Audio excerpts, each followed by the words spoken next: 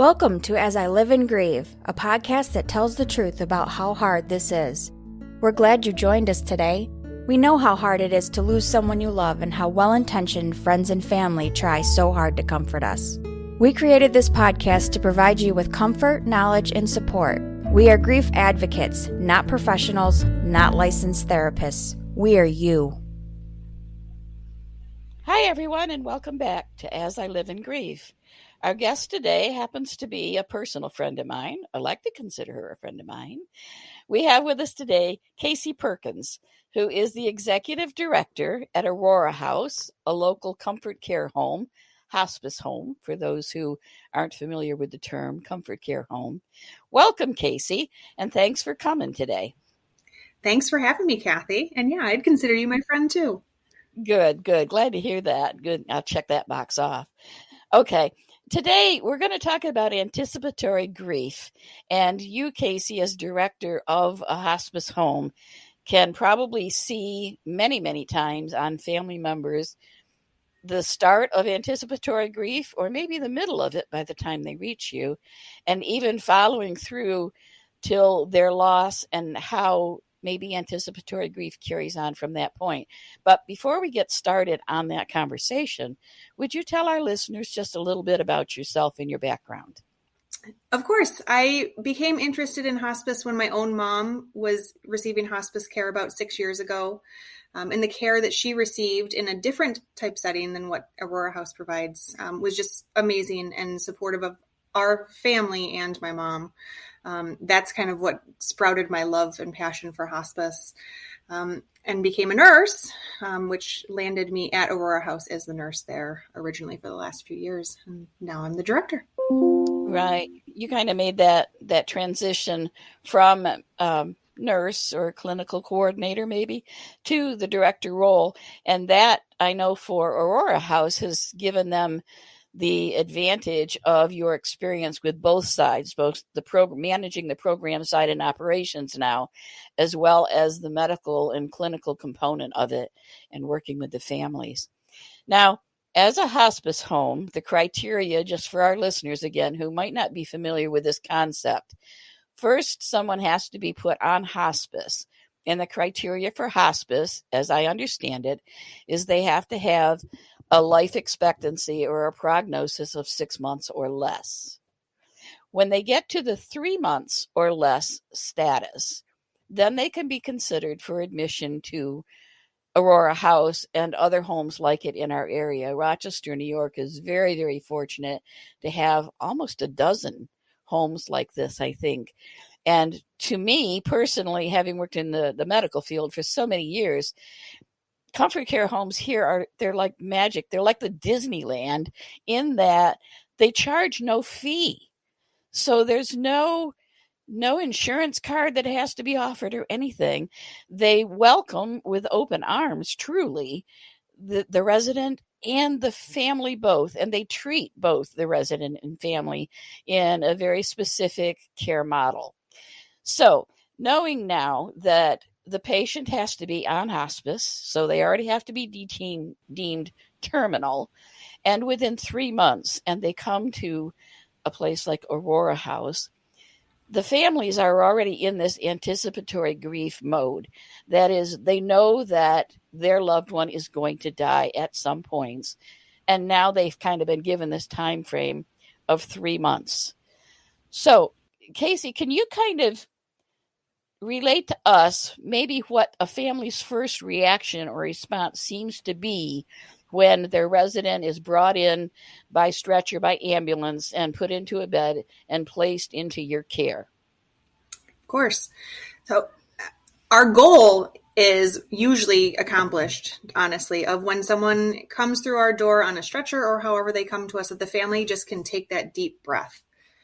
They oftentimes have been providing that 24-hour care for their family member or in the hospital bedside for days on end, and just can't really be that family that they really want to and need to be. So we just take that care right over and allow them just to be family. And that is critical. And I myself have experienced something similar to this. although my mother was in a nursing home when she was placed on hospice. Yet I still remember the advantage of having her placed somewhere where they would care for her, that burden of care was off my shoulders. So it allowed me to have a different perspective almost. So my understanding again, but Kasey can certainly validate this, as families get to be families, how do they then interact with their loved one? And do you have things like visiting hours? What do you do to make things different? We strive to make the Aurora House home. When I was just talking to someone a little while ago today saying it is really hard when I try to prepare families for the transition to the Aurora House to help them understand what they're going to experience and how they're going to experience it. They just get to be family. And so when we kind of take over that burden of care and making those decisions of what kind of medications to give and when to give the right medication, it's almost like there's this new side of love and care that comes out of them that has always been there, but they were so exhausted with all the other needs of their family member that they just couldn't show it. So all of a sudden we've got a little more tears, more I love yous and hugs and not wanting to leave bedside because they're not exhausted with the care anymore. Right. And I know even when your loved one is in the hospital and on hospice, you still have that role of being in that clinical facility with all of its rules and regulations. And it's 7:00. Now you must leave. Do you have those type of restrictions? We have no restrictions on any of that at Aurora House. We don't have visiting hours. As many people that want to come may be there. We just caution that too many visitors can make someone more tired. So keeping that in mind, but we welcome people to be at the house 24/7 if that's what they need. And some families do. Some never leave the bedside. And we welcome that. We try to accommodate their sleeping arrangements and make it work. Others come, our family, and then have a life outside of the house so they can continue doing whatever they need to do while we're caring for their loved one. But truly, the house is just supposed to be a house. Yeah, and I know for a fact that Aurora House and other comfort care homes have done many, many special and unique things to help families either celebrate or memorialize or just interact in very unique ways. So that's always fun too, but probably subject for another episode. So if we go back to the topic of anticipatory grief, now that their loved one is being taken care of and that burden of care is off them, that stress, that constant thinking about, oh, do I need to give another pill? What do I need to do? Do I need to sponge her off? Is it time for a bath? What do I need to do? They are allowed then to think not only about the days coming ahead, the time when their grief is going to kick in for real, and all of the memories of behind. Do you think that makes a difference in the realm of grief, that they have all this extra time knowing that something is going to happen? I definitely do. I feel like I've kind of seen two sides of it. So either now they don't have the burden of care and they can sit and think, and it is a crushing blow of emotion and grief coming at them that they weren't quite prepared. Denial is an amazing thing.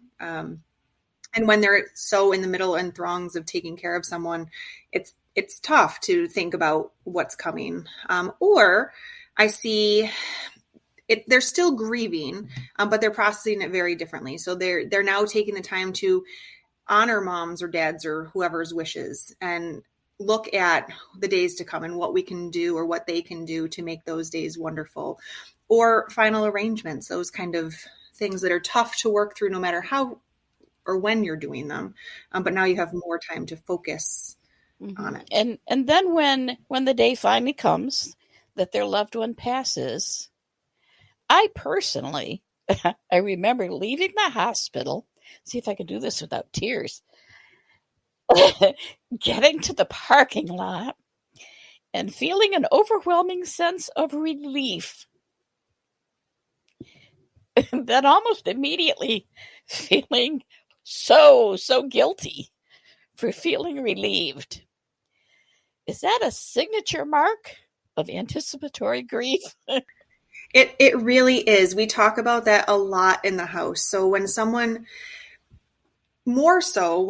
really kind of lingering, where they're just someone is holding on and we can't quite figure out why they're holding on and they just haven't taken that final breath. Families start to, even before they've actually passed, start to feel, oh my gosh, I'm just done. This is not living. This is suffering. They can go. It's okay. I'm okay. Let it happen. And then it happens and they have that moment of, oh, thank goodness. And then before they even walk out the door, which can be a few hours or it can be a few minutes, they're saying to me, I cannot believe I just said that I was glad this was over because now my mom, dad, whoever is gone. But that moment of, oh, it's over. So if we can, and I don't really mean to compare. I'm struggling, I guess, for the right words. But if you lose someone through trauma and you have no time to think about it, to prepare for it, it's just reality blindsides you with this traumatic loss versus anticipatory grief. Do you feel that there's a difference in the real grieving that starts after the loss? We have this conversation at work a lot all the time too. What would be the better, again, you don't want to compare, but what would be easier? What would be better? The quick, done, slap in the face, this is awful, or the potentially long, drawn out, knowing it's coming? I don't know if I know the answer to that. Personally, never having truly experienced like the quick trauma myself. And kind of on the same lines as I hear a lot from families, how many times can I say goodbye? Like when someone is not necessarily responsive anymore and they're closer in their journey to the end, like every day they leave and they're saying goodbye. And how many times can I say goodbye? That I don't know if there is an answer to that one. Yeah. I guess I'm going to express an opinion that everybody's grief is unique anyway. We've established that. I don't know how many times with this podcast that it can be brother and sister losing the same parent, and you're going to grieve differently because you're different people. You've got a different background of grief because we all know also that grief isn't just about losing someone through death. It can be loss of a marriage. It can be loss of a job, loss of a lifestyle. It can be so many things. So knowing that everybody's grief is different, I'm going to state my opinion that once a loved one dies, grief starts there. There may be a component of anticipatory grief, but I don't believe that makes your grief that you suffer from the day of the loss. I don't think it makes that any less. For having had all that time to prepare, I don't think it really makes it any less. There may be certain components of your grief that may be a little easier. For example, maybe you feel comfortable that you did have a chance to say goodbye 27 and a half times, as opposed to not being able to say goodbye when someone walked out the door and never came home. But the huge component and process of grief, I believe, is going to be the same basic for every person. I heard grief today described as an emotion and was kind of taken aback by that because to me, it's a lot more than just an emotion. It definitely is a lot more. It's a phase, if you will. But for me personally, it's a phase I'm going to be in for the rest of my life. I'm going to grieve for the rest of my life. And when you lose someone very, very close to you, you will grieve the rest of your life. So knowing all the families that have come through Aurora House and that you've worked with in your experience as a nurse, what do you see visibly? Do you see any visible signs on their faces or in their body language when they've been at the home for a while and then their loved one dies? What do you visualize? What do you observe? exhaustion. They are absolutely exhausted. Even though they are no longer taking care of the physical needs, the medications, anything like that, they are just emotionally and physically exhausted. They've even, a bunch of people, families have even said, I don't even think I have any tears left to cry. Not that there aren't tears that are cried later, but they just don't have the energy to cry anymore right then. And so I usually encourage them to go home and sleep. Don't worry about anything else that needs to be taken care of today or tomorrow. Go sleep, rest, take care of yourself. And do you have any contact with the families afterward? Once the death is over and everything, and what are your observations at that point? Depending on how far out, they all love to tell me that they're doing fine. Fine is the best word, isn't it? Yeah, it definitely is. I love when they come back to the house for some reason and they make it to about my office door and, oh, how are you doing? I'm fine. Yeah. I'm fine. Not really. Yeah. So they're all still grieving. I mean, I have not long ago read that grief, it doesn't go away. You just kind of absorb it, adopt it. And it just changes. And that's kind of where all of the different families are, depending. I think a lot of it depends on kind of who it was that died in their family, and the whole process, but they're all in some different stage of grief. Even a year or two out, they're still, especially coming back to the house where they actually did die. That makes a huge, they come back to, if they're willing to come back to the house.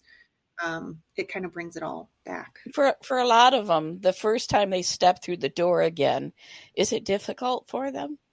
Very difficult. I don't know that I've had a single family come back yet that didn't almost have to pause at the front door and just take that deep breath before they could step through. Because the last time they walked through our doors was after saying goodbye to someone that was so close to them.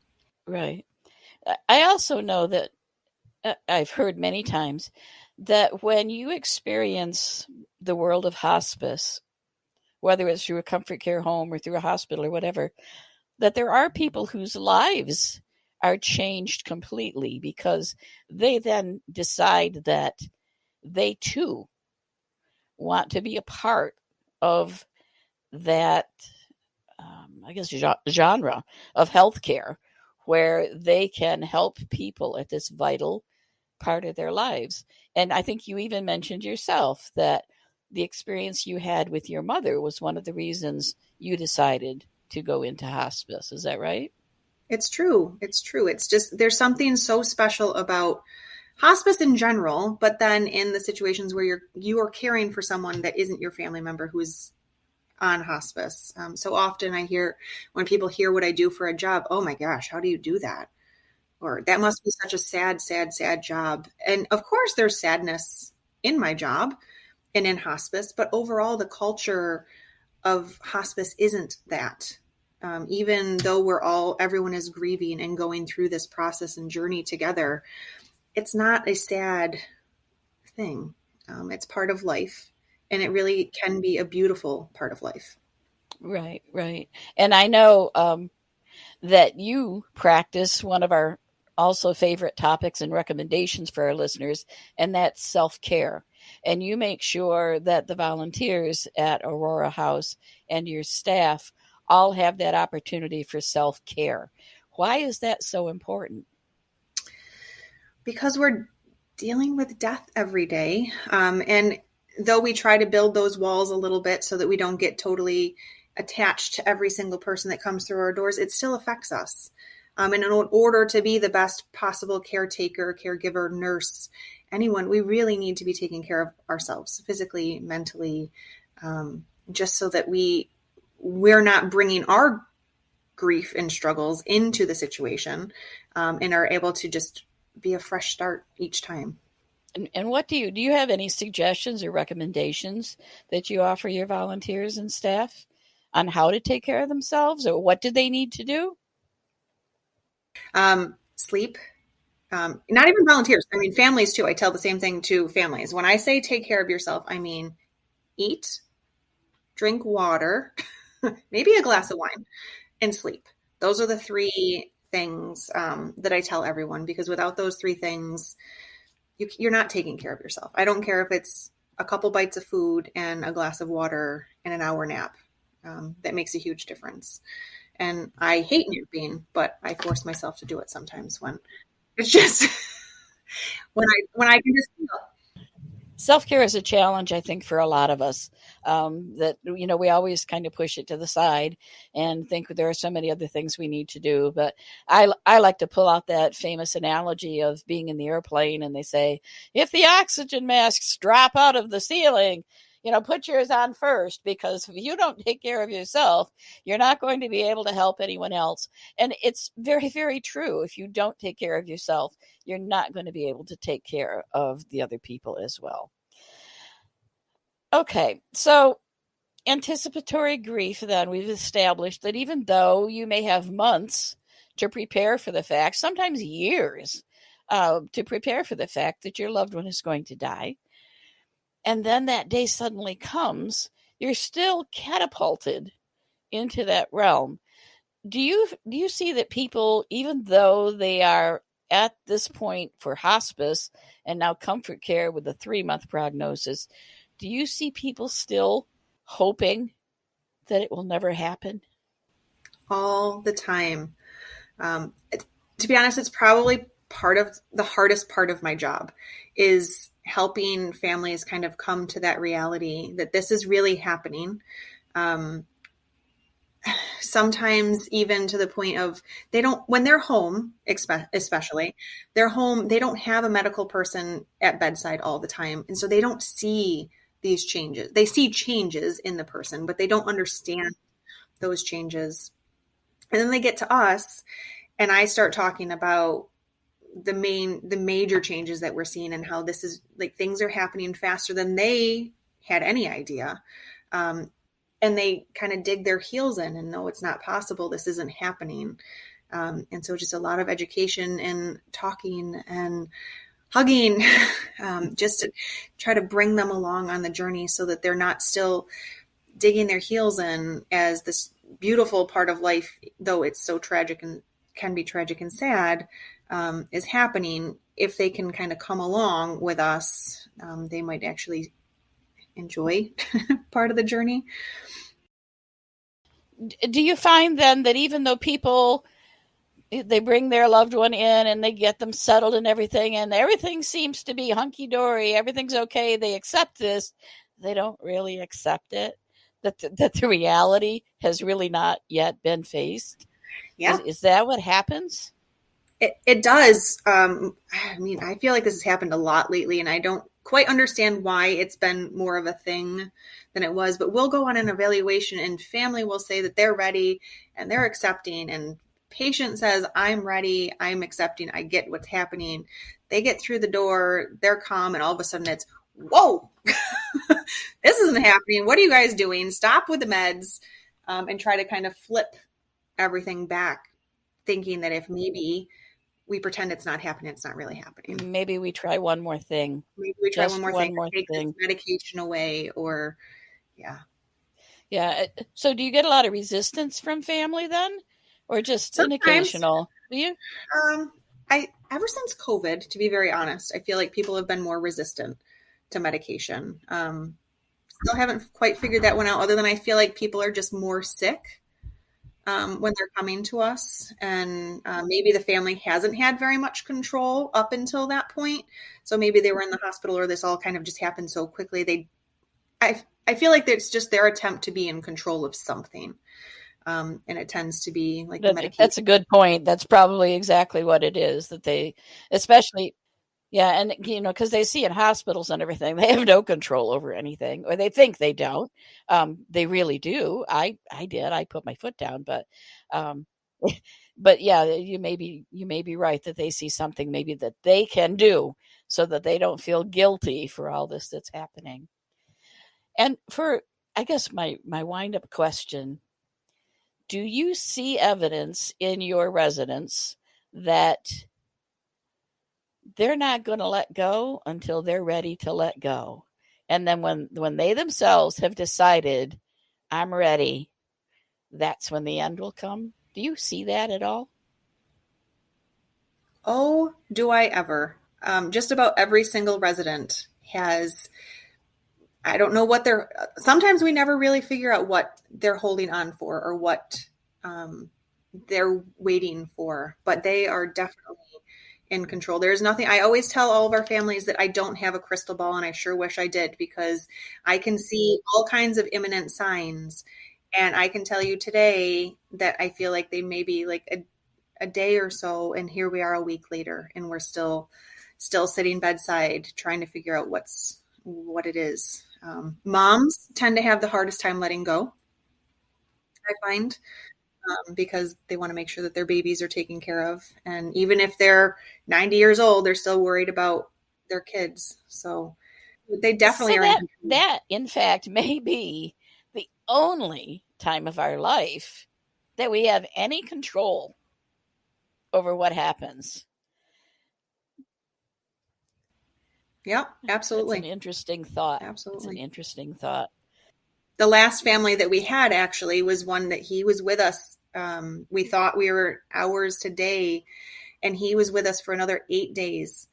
And his daughter stayed 24/7.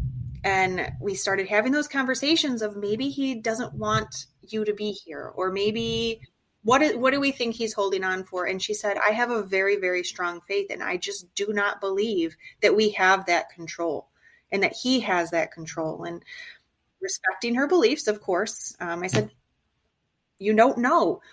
Well, let me tell you, she changed her mind after he passed, because she saw it. It ended up being a phone call from the son who was in North Carolina, and that's all that he needed, was to hear from him one last time. Yeah. Yep. Oh my goodness. Yeah. Okay, so anticipatory grief is not an advantage. It does not lessen the pain we have after someone does die. It's just another type of grieving, where we start to grieve long before it happens, as we're thinking of all these things, either that we want to get done before someone leaves us, or the things that have to be done, or just not being in control. And it's a very frustrating period of time. You may be going through clinical trials and chemo and all kinds of medical issues. None of that is lessened by the fact that you're in an anticipatory grief phase. Grief is still grief. It just plain sucks. Well, sadly, our time is winding down. Kasey, I thank you for taking the time today to talk to us. It's been enlightening, to say the least, and I know our listeners will get something from it. And those that may be in that phase of anticipatory grief, God bless you. It's a tough thing to go through, and I did it for 8 months, and now here I am 4 years after my husband passed, and I'm still grieving. So heads up, everybody. It doesn't last a week or 10 days. Grief is with you. And as I say, I'm convinced I'm going to grieve for the rest of my life. It has changed. My life, my new life sort of is wrapped around grief, but not a day goes by that I don't have a thought of Tom.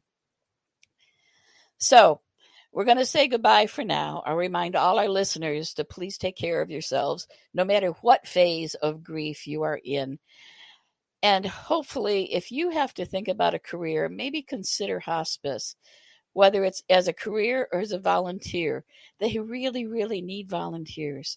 And even if you don't think you can have the strength to do the bedside, hand-holding, sponge bath type, just sitting down and conversing with someone who is in their last few days on this earth, there are many other things that can be done as a volunteer at hospice homes, hospitals, and nursing homes, and different places all around the world. And I know our listeners are all around the world. 65 countries now. we have listeners in, and we're very happy for that. So please take care of yourselves and tune in again next time as we all continue to live and grieve. Thank you so much for listening with us today. Do you have a topic that you'd like us to cover, or do you have a question from one of our episodes? Please email us at info@asiliveandgrieve.com and let us know. We hope you will find a moment to leave a review, send an email, and share with others. Join us next time as we continue to live and grieve together.